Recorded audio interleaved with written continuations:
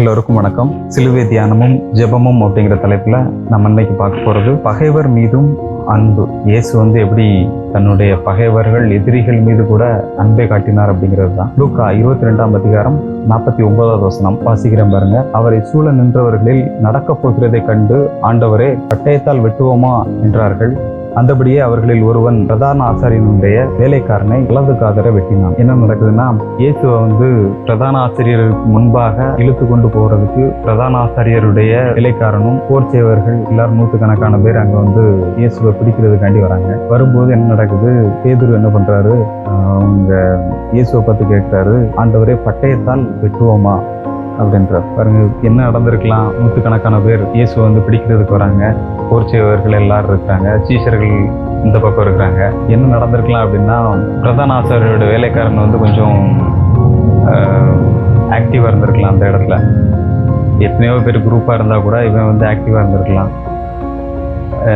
இயேசுவை பிடிக்கிற வர மாதிரி வந்திருக்கலாம், இல்லை அவரை பயமுறுத்துற மாதிரி வந்திருக்கலாம், பிடிச்சு இழுக்கிற மாதிரி கூட வந்திருக்கலாம், ஏதாவது நடந்திருக்கலாம். அதனால பேதுரு என்ன பண்றாரு, தன்னுடைய இருந்த பட்டயத்தை எடுத்து என்ன பண்றாரு, அந்த பிரதான ஆசாரியனுடைய வேலைக்காரன் வலது காதரை வெட்டினான் அப்படின்றது பாருங்க. அதுக்கு இயேசுவோட ரெஸ்பான்ஸ் எப்படி இருக்குது பாருங்க. மத்தேயு 26:52 அப்பொழுது இயேசு அவனை நோக்கி, உன் பட்டயத்தை திரும்ப அதன் உரையிலே போடு, பட்டயத்தை எடுக்கிற யாவரும் பட்டயத்தினால் மடிந்து போவார்கள்.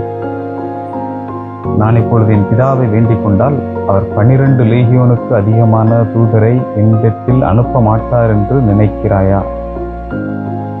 என்ன சொல்றாரு இயேசு? உன்கிட்ட மட்டும்தான் பட்டயம் இருக்கிறான்னு கேட்கிறாரு. இவர் பிதாவை வேண்டிக் கொண்டா என்ன பண்ணுவாராம், 12 லேகியோனுக்கு அதிகமான தூதரை என்னிடத்தில் அனுப்ப மாட்டார் என்று நினைக்கிறாயா? பாருங்க, ஒரு லேகியோன் அப்படின்னு சொன்னா எத்தனை பேர்னா, கிட்டத்தட்ட ஒரு 6000 பேர், 6000 தூதர்கள். 12 லேகியோன் அப்படின்னு சொன்னா 72,000 ஏஞ்சல், 72,000 ஏஞ்சல். ஏசாயா 37:36 அப்படி போட்டுருக்குது பாருங்க. அப்பொழுது கர்த்தருடைய தூதன் புறப்பட்டு அசரியன் பாளையத்தில் 1,90,000 பேரை சங்கரித்தான். 1,85,000 பேர், அதாவது 1,85,000 பேரை சங்கரித்தான். அதிகாலமே எழுந்திருக்கும் போது இதோ அவர்கள் எல்லாரும் செத்த பிரேதங்களாய் கிடந்தார்கள். என்ன நடக்குதுன்னா, ஒரு தூதன் எத்தனை பேரை கொண்டிருக்கிறான்னா 1,85,000 பேர். அப்போ 72,000 தூதர்கள். இது பரலோகத்துல ஒரு குரூப் தான். இது பரலோகத்துல லட்சக்கணக்கான தூதர்கள் இருக்கிறாங்க.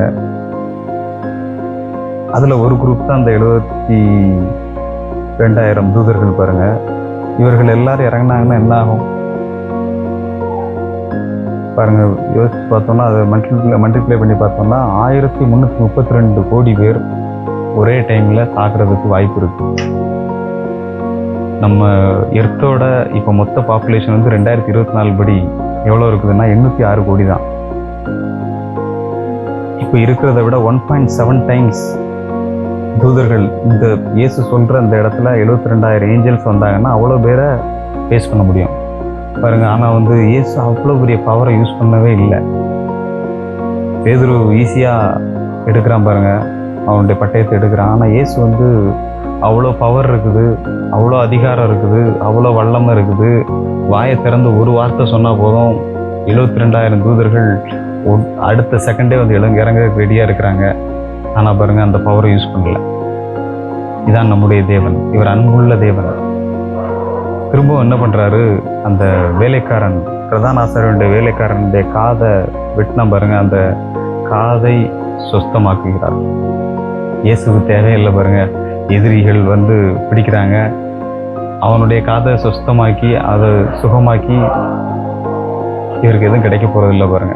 ஆனா என்ன பண்றாரு, தன்னுடைய அன்பின் நிமித்தமாக அதை செய்கிறார். நீங்களும் ஒருவேளை நினைச்சிருக்கலாம் பாருங்க, நான் இயேசுவை நிறைய டைம் எதிர்த்திருக்கிறேன், இயேசுவோட பேரை கேட்டாலே எனக்கு பிடிக்காது, கிறிஸ்தவ நண்பர்களை பார்த்தாலே எனக்கு பிடிக்காது, நான் நிறைய டைம் பைபிள்லாம், சில ஆட்கள்லாம் பாருங்க பைபிள்லாம் எரிச்சிருக்காங்க. அப்படிப்பட்டவங்க சீக்கிரமா ரசிக்கப்பட வாய்ப்பு இருக்கு பாருங்க. ஏன்னா இயேசுடைய அன்பு அவர்கள் மேல இருக்குது. அவர்களை எதிரியாக பார்க்கறது கிடையாது. இருக்கலாம் பாருங்கள், நிறைய பேர் இருக்கலாம் அதே மாதிரி கூட. இயேசுவை சின்ன வயசுலேருந்து எதிர்த்தவங்க நிறைய பேர் இருக்கலாம். ஆனால் கர்த்தர் உங்களையும் நேசிக்கிறார் என்பது உண்மை. அதான் பாருங்க, அவர் அவ்வளோ பெரிய பவரை யூஸ் பண்ணல, மாறாக என்ன பண்ணுறாரு, அந்த வேலைக்காரனுடைய காதை சுஸ்தமாக்குகிறார். இப்படிப்பட்ட அன்பு யாரால காட்ட முடியும்? இயேசுவை தவிர. நாம் எல்லாரும் ஜெபிப்போம். கர்த்தாவே, உம்மை ஸ்தோத்திரிக்கிறோம். கர்த்தாவே, தேங்க்யூ லார்ட், தேங்க்யூ ஜீசஸ். உம்மை ஸ்தோத்திரிக்கிறோம் ஆண்டவரே. ஹல்லேலூயா, தேங்க்யூ லார்ட். நீர் நல்ல தேவனாக இருக்கிறபடினால் உமக்கு ஸ்தோத்திரம். நீர் வல்லவராக இருக்கிறபடினால் உமக்கு ஸ்தோத்திரம் ஆண்டவரே. நீர் நல்லவராக இருக்கிறபடினால் உமக்கு ஸ்தோத்திரம். உம்மை போல ஒரு தேவன் இல்லை கர்த்தாவே. ஓ ஸ்தோத்திரம் ஆண்டவரே. Thank you Lord, thank you Jesus. ஓ ஹல்லேலூயா, தேங்க்யூ லார்ட். உலகம் உம்மாலே உண்டாயிருச்சு கர்த்தாவே. நீர் ஆண்டவரே எல்லாவற்றையும் உண்டாக்கினவர், எல்லாவற்றையும் சிருஷ்டித்தவர். ஓ தேங்க்யூ லார்ட். மனுஷனை உண்டாக்கினவர் தேவரீர். அவ்வளோ பவர் இருந்தும் கர்த்தாவே, நீர் ஆண்டவரே உங்களுடைய எதிரிக்கு கூட நீர் ஆண்டவரே நல்லவைகளை செய்கிறவர் கர்த்தாவே நீர். Thank you Lord. இந்த நேரத்திலும் ஆண்டவரே, இந்த ஜெபத்திலே பங்கெடுத்திருக்க கொண்டிருக்கிற ஒவ்வொருவருக்கும் நீர் ஆண்டவரே நல்லவராகவே நீர் இருக்கிறபடினால் உமக்கு ஸ்தோத்திரம் கர்த்தாவே. Thank you Lord, thank you Jesus. நீர் அவர்களை ஆண்டவரை நேசிக்கிறீர் என்பதை அவர்களுக்கு வெளிப்படுத்துகிறாக. இந்த பிள்ளைகளுக்கு அதிகமாக வெளிப்படுத்துகிறாக கர்த்தாவே. அவர்களை இழுத்துக் கொள்வீராக. இந்த லெந்து நாட்களிலே கூட கர்த்தாவே, நீர் அவர்களிடத்தில் இன்னும் அதிகமாக பேசி தேவரீர் உண்மை அவர்களுக்கு வெளிப்படுத்துகிறாக. அன்புள்ளவர் என்பதை வெளிப்படுத்துகிறாக கர்த்தாவே. அவர்கள் ஆண்டவரே உம்முடைய சுகத்தை பெற்றுக்கொள்ளட்டும். இயேசுவின் நாமத்திலே ஜெபிக்கிறோம் பிதாவே, ஆமென்.